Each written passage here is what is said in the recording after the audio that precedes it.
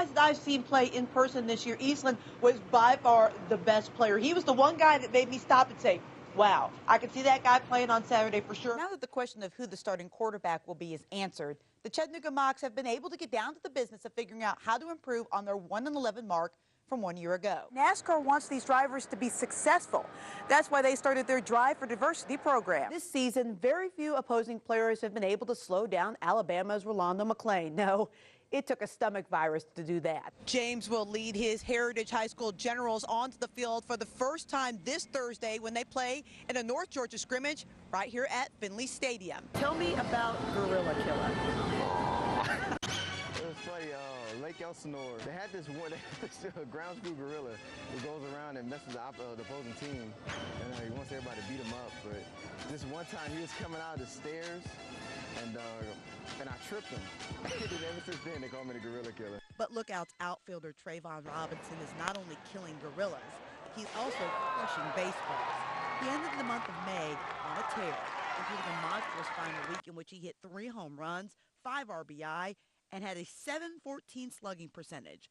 Numbers good enough to earn him Southern League Hitter of the Week honors. Trayvon's a kid with a lot of tools. He's been blessed with a lot of ability. Robinson, like each and every player that steps onto the field each night, has a dream of one day being a Major League Baseball player.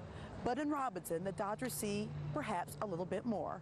He can beat you in so many ways with a bunt, with a home run, a ball in the gap, on defense, stealing the base. So, you know, he should be a guy that could lead in the future. A future that could one day have the LA native playing in front of the hometown crowd. I didn't grow up a Dodgers fan, though. So who was your favorite team as a kid?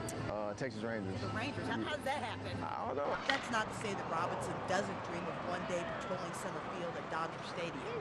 I'm on 40-man roster now. Kind of gave me motivation to, yeah, this can happen. You know, I can be an LA kid playing in front of my hometown. And perhaps one day as the team's star player. But for now, Gorilla Killer will have to settle for something with a little less glamour. I'm being YouTube celebrity right now. Feel kind of good about it. From AT&T Field, Heather Williams, News Channel 9 Sports. You think Vanderbilt University sports, you think great baseball team, great golfers, pretty good basketball teams, right? But I bet you never thought Vanderbilt and NASCAR. That is before Travis Geisler. Travis Geisler's dream started with a love of racing. To have the experience growing up racing, my dad still races 3 nights a week at a local level. To grow up doing that, it kind of gets into your blood. And then a chance at the big time. I've run 13 nationwide races in my career as a driver. But when sponsorship money began to dry up in 2005, Geisler went from turning laps to turning wrenches at Penske Racing. And at the end of the 2008 season, he was tapped to be the crew chief of the number 77 car, driven by Sam Hornish Jr. We've got a lot of young guys on our team, myself included, Sam, everybody, and we just need a little bit of time to gel, and I think we're starting to see that. A degree from Vanderbilt University in mechanical engineering has helped Geisler understand the big thundering stock cars in ways others in the garage area do not. I can kind of understand more of the specifics of what goes on here. And his experience on the track is helping his driver Sam Hornish Jr. understand the difference between Indy cars and NASCAR. Travis has a lot of the same experiences with running a lot of these tracks that I've ran. As he's transitioning from IRL to NASCAR world and how he speaks, I think I might be able to help that along. While Geisler has the advantage of being both a former driver and an engineer, he has the disadvantage of being one of the youngest crew chiefs in the garage area. There's that little bit of learning and getting to the point where you feel comfortable making those decisions, and seeing how he's matured as a crew chief has been great. So far, the results have been mixed for Geisler and the number 77 team. They are currently 29th in the point standings. In West Virginia punched their ticket to the Final Four on Saturday, and today the Tennessee Vols were hoping to do the same. Tennessee making history by playing in its first ever Elite Eight game this afternoon. This game was wild, so let's just jump to the second half when things really started to pick up. Corey Lucius missed the corner three. J.P. Prince gets the big slam all alone. Vols up 45-40, but Prince would pick up his third personal foul soon after, and Darrell Summers hits a long two and the foul. Spartans go on an 8-1 run with Prince out. Vols answer when they put Prince back in, inside to Brian Williams for the jump hook. Vols go on the 11-2 run after Prince comes back into the game.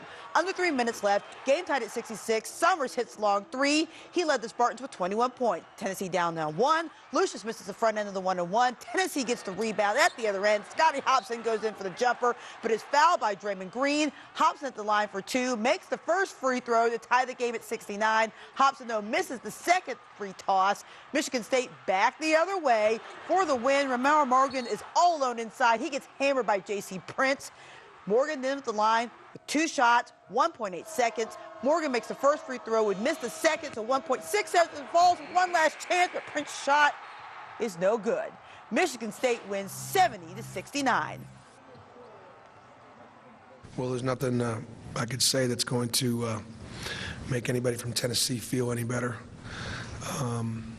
We came to this regional to win it and get to the Final Four. Michigan State played very well, and obviously, made enough plays to win the game. Nolan Smith scored 29 points, and Duke returned to the Final Four for the first time in 6 years by beating Baylor 78-71 in the South Regional Final. The Blue Devils are the only #1 seed to advance to Indianapolis.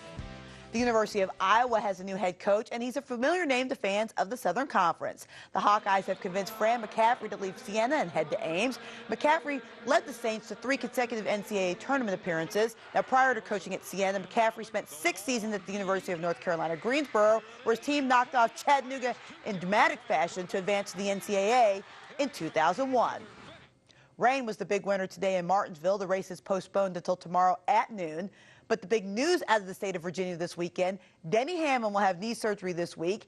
Hamlin was a preseason media favorite to give Jimmy Johnson a run for the championship, but he currently sits 19th in the points. We were going to wait to the end of the season, but, just decided it wasn't a good idea. We were doing, we were doing some further damage to the knee, and to me it's not something that's worth, suffering forever and having a permanent limp or anything like that for it. NASCAR is off next weekend for the Easter holiday, and Hamlin plans to be back in the car in Phoenix. Joe Gibbs Racing has contracted services of veteran driver Casey Mears to be on standby as a relief driver just in case. If you want to get all the latest NASCAR news, be sure to visit the Bash Street blog on newschannel9.com. You can also follow us on Facebook and Twitter.